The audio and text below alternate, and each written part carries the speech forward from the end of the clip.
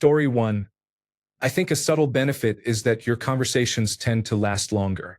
You experience fewer awkward silences and fewer people wanting to leave because of discomfort or uncertainty about what to say. Additionally, people are usually more attentive when you are speaking because your conversation flows better. Story 2. When people invite you to hang out, previous social interactions have made them want to spend more time with you. Story 3.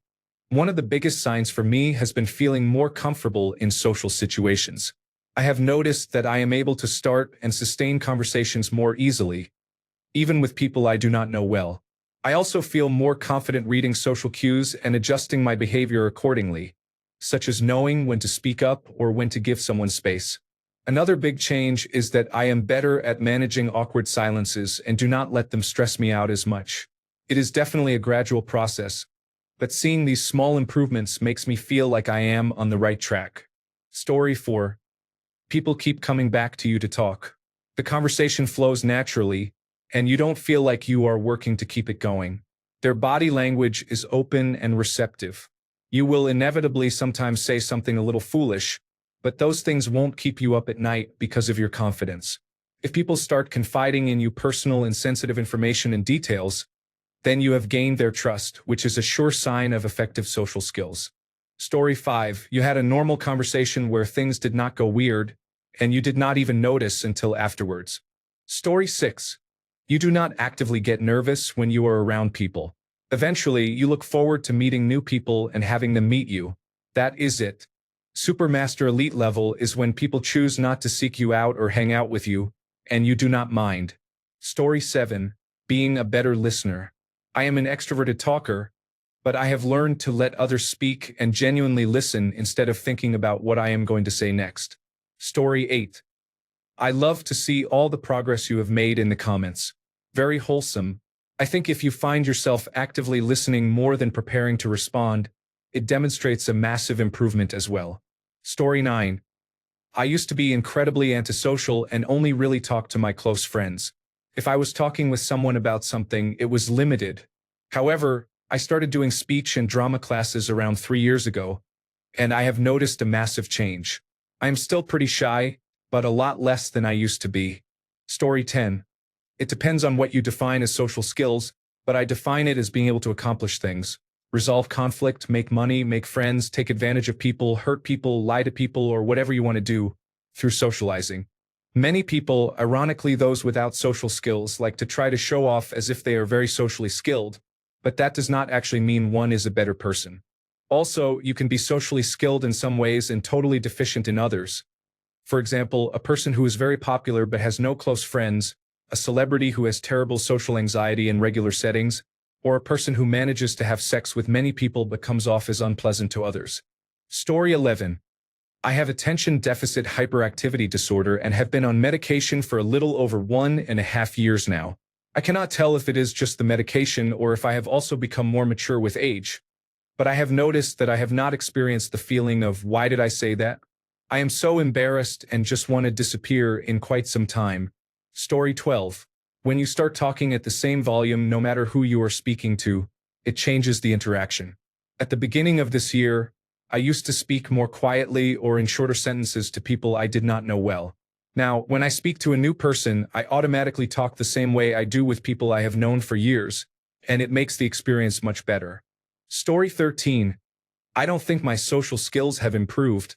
I think I've become more attractive. The major difference is how much people want to be my friend. They go out of their way to accommodate me and want to be seen with me. It's amazing. Only someone who has experienced being overweight will understand. Story 14. You are not replaying the whole conversation in your head and feeling like a complete creepy weirdo afterward because of the cringeworthy things you blurted out. Story 15. People feel the need to involve you. Whether it is a simple text saying they have done something and want to share, or an invitation to join an event, they enjoy your presence. Story 16. When I don't feel guilty saying no, I'm not really a social person. I don't think I am autistic, but I grew up very guarded, so I didn't develop social skills. It was tough for me to say no, especially when I thought I was being manipulated. As I have gotten older, if I don't want to do something or feel like there is something wrong with the request, It is much easier for me to say no and not feel guilty. If people know and understand me, they will understand the no. If they don't, then they take offense, which is another sign the connection was not meant to be. Story 17. People make fun of you in a playful way. They do not do that to people they pity or think will take it the wrong way. Story 18. You don't feel anxiety about it. Much of social skills is just being present and comfortable. Honestly, as you age, you tend to stop caring what people think because you realize in the grand scheme of things, it doesn't matter. Story 19. What I have learned from this post is that I have an extremely healthy social life, and I feel very sorry for all of you who have trouble taking even the most basic steps towards socializing. Story 20. I have been working a job this past year in which I sometimes have to answer the phone or cold call customers. I have noticed that since I took the job, phone calls feel less and less scary and more just annoying. A positive consequence is that I was recently able to call and get myself a primary care physician, which I have not had since lockdown started, mostly due to phone anxiety. Story 21. Personally, I have gotten better at being less direct and matter-of-fact. My supervisor used to tell me all the time to use softening words. I am saying the exact same thing, but with more words added and more formalities. My mother would tell me I need to talk to people like they are kindergartners because people unconsciously speak more gently to children. I still do not entirely understand why adding more words and formalities makes what I say seem nicer when I am giving the exact same message. I still do not get why I need to speak gently when I am just conveying information. However, I am having more positive interactions than before, so I will keep trying to use softening words. Story 22. When you realize what happened in past situations, like when you understand that something you have done or said was not okay, it shows that you have grown, which means improvement. For me, the realization came when I was seeing a girl. We went on the first official date, and I immediately knew it would not work because I understood the small signs that make up social interaction, such as looks and postures. Before, those details probably would have gone over my head, but I recognized them this time, so there was definitely improvement. Story 23. Strangers respond positively to your interactions. Neutral is acceptable, but when you see their eyes light up, you know you are doing something right. Story 24. Well, I guess it's you beginning to not overthink what you're going to say ahead of time and just systematically say what you think instinctively. Story 25. Heart rate does not rise at the thought of saying no. I started reselling as a side hustle, and my heart would race when people made an offer, even through messages. Story 26. When someone is being annoying, pushy, manipulative, or passive-aggressive, do not panic because you know how to avoid it. Story 27. I would say that you find yourself feeling relaxed and even enjoying gatherings, but also feel comfortable making a gracious exit when you start feeling uncomfortable. Story 28. I have been an introvert all my life, but recently, after experiencing a significant tragedy, I have started to feel differently. Many people who meet me for the first time, whether at work or social gatherings, often think I am a natural-born extrovert. That is when I realized my social skills are indeed improving. Story 29. You learn to keep your political opinions to yourself in public. You learn not to make everything about yourself. You learn to consider what other people might be thinking. You learn that you are not entitled to anybody's time and attention. You learn that people have different opinions, and you do not attack others who have different opinions from yours, but instead have a civil discussion. You are humble in victory and gracious in defeat. Story 30. People become attached to you and subtly start experiencing withdrawal symptoms after not talking to you for a while. Story 31. People smile and laugh when they are around you unless you are such an unsettling creep that they are doing it out of fear. I am always fascinated by people who are very social in many ways, always going out and doing things and being very chatty, yet they are absolutely clueless that they are boring everyone or need to be taught to be quiet for a minute and ask someone else a question. Story 32. You find yourself enjoying talking to someone and genuinely curious about what they have to say, instead of forcing yourself to talk to them and ask questions just to seem social when, in fact, you do not care about what they have to say and want the conversation to end because you are in full panic mode. Story 33. Standing in the corner of the room by the punch bowl, I pull up my zipper and turn to greet the hostess walking towards me. Story 34. your comfort and anxiety levels while conversing with people. When your comfort level increases and your anxiety decreases, it means your social skills are improving without needing others for confirmation. Story 35. The fact that I actually have a girlfriend now is a huge sign, although I did use the 3 lessons from Cobra Kai. Strike first, strike hard, and no mercy. Story 36. Greeting strangers with a simple hello or, hey, how are you? When you walk past them on the street or in a public place like a bar or a restaurant. Story 37. When you leave a conversation and do not spend the next 3 hours rehearsing what you should have said. Story 38. You feel better and more confident before and during the experience, and you do not actively focus on the details afterward. Story 39. That confidence in speaking is not related to how fast you can respond, but how well you can respond. Also, it is not helpful to think too much about future answers or questions. I always thought being a good conversationalist meant you needed to be well prepared for questions or answers asked or given. Thinking about that too much ruins other aspects of a conversation, like rushing to conclusions or answering questions with more questions. Story 40. Honestly, you will experience anxiety realizing how poorly you behaved previously. However, knowing is preferable to not knowing, and improving going forward is always better than ignorance. Story 41. When conversations flow easily, people feel comfortable around you, and you are more confident in tough situations. Story 42.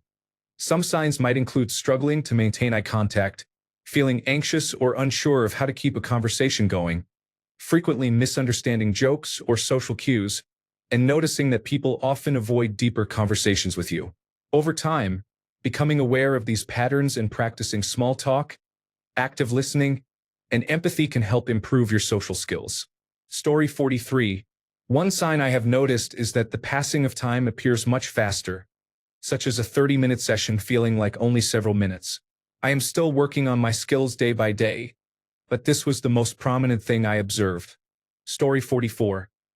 If people ask you follow-up questions, it is a sign that what you are saying is interesting, has a good flow, and that people want to hear more from you. Story 45. Feeling more comfortable around people you do not know or only know a little. Also need feeling anxious when leaving the house. I used to dread going out days before I even had to. Now I just worry a little about an hour before, but do not to the same degree as before. Story 46. I found I was more excited when talking to friends of friends and catching up with distant friends, rather than dreading the awkwardness of it. It just felt like the conversation flowed more. Story 47. Sometimes it is obvious when you struggle to keep a conversation flowing or frequently misread people's cues. I have found that working on active listening, being genuinely curious about others, and practicing small talk in low-pressure situations can really help boost confidence and improve social skills over time. Story 48. For me, I have been feeling more like I actually want to go out and socialize, and I am not just forcing myself to. Story 49. When people stop throwing things at you, put down their pitchforks and torches, and unroll their sleeves. Story 50. This thread is making me depressed. I have not experienced any of what these comments have shared in a long time. Story 51. You catch yourself as you start to make mistakes you have recognized previously and then begin to catch them before you make them. Eventually, you realize you have stopped making them entirely and did not notice. Story 52. I notice my social skills improving when I feel more at ease in conversations, and I can keep things flowing without feeling awkward. When people seem more comfortable and engaged, I know I am doing something right. Story 53. I have never liked my first-year college roommate. I was convinced he knew I did not care for him, but he messaged me on a professional networking site in a way that suggested he thought we were friends. I guess I have a better poker face than I thought. Story 54. You start feeling more confident in conversations, and people actually seem interested in what you are saying. You also notice that you are not panicking as much during awkward silences. Story 55. I just had a comfortable conversation with my father-in-law, whom I barely know, as we assisted him following his terminal diagnosis. That is something I do not think I could have done not too long ago. I nearly tripped up when he asked, "How are you?" But I caught it in time. Story 56. You do not immediately blame yourself if a conversation becomes awkward. I am not sure if this makes sense, but this is the best way I can explain it. Story 57. Trying to make small talk with people who do not interact much and carrying the conversation by talking about the other person's interests so the conversation does not die. This also allows them to be more comfortable around you and helps you avoid feeling awkward afterwards. So, if they see you next time, they will initiate the talk. Story 58. Well, I got a girlfriend. I should have left Reddit many months ago but have been in hiding. Don't let them catch me. Story 59. Some signs your social skills are improving. 1. Conversations flow naturally. You feel less awkward and know what to say next. 2. Better listening, you focus on understanding others rather than planning your reply. 3. Positive reactions, people smile, laugh, or engage more with you. 4. Reading social cues, you notice subtle things like tone, body language, or mood changes. 5. Feeling comfortable, social situations feel less stressful or intimidating. It is a gradual process, but these are great signs you are on the right track. Story 60. For me, it was when I started to dread socializing. I miss when I did not care if I made people cringe. At least I was happy back then. Now, I really do not look forward to having to put on an act, so I hate being around people. Story 61. People are using their phones less around you. Most people I know who complain about how much others use phones and do not engage in conversation are poor conversationalists themselves, especially if they blame younger generations. I have had long conversations with my nieces, nephews, and their friends. The only time someone used a phone was to double-check something or if they were not actively engaged in the topic, but they would always return to the conversation if topics changed. If you think people are on their phones too much around you, look to yourself first. Story 62. Improving in what way? Is it an improvement that I avoid social activities I will not enjoy? I end friendships that leave me feeling lacking. Basically, I am more willing to walk away. I think this is better than always feeling like there is something wrong with me, but I am not sure it answers the question. I will say I am more successful at work, as in I achieve in conversation what I am attempting to achieve. That is an improvement. Story 63. You tend to talk less about your favorite Transformers character and notice that you have stopped ending conversations by clamping your hands over your ears and walking away. It is Astrotrain. Story 64. Making friends becomes easier. You can have a conversation without offending others or making people uncomfortable, and you get invited to events and hangouts much more often. Story 65. After being asked, "How are you?" and giving the usual polite response, just to humor them, I reply with, "And you?" I am still not really interested and am already tuning out their reply, but baby steps. Thanks a bunch for sticking around till the end of the video. Remember to subscribe, and until next time, stay awesome and goodbye.